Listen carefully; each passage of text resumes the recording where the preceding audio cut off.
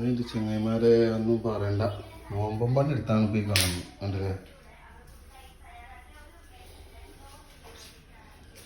നോമ്പം പണിയാണ് ഈ കാണുന്നത്. ഫുള്ളോ ഓടിട്ട വീടായതുകൊണ്ട് സീലിങ് ചെയ്തതില്ല.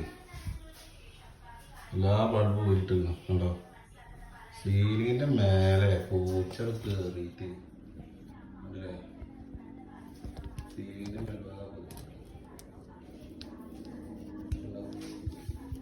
ഞാൻ ചൂല് വെച്ചതാണ്. ഫുള്ള് തേയിന്ന് പോച്ചിട്ട് ഒന്നുങ്ങാണ്ട് മണ്ണ് നാലഞ്ച് ഫുള്ള് താഴത്ത് തട്ടിക്കൊട്ടണം.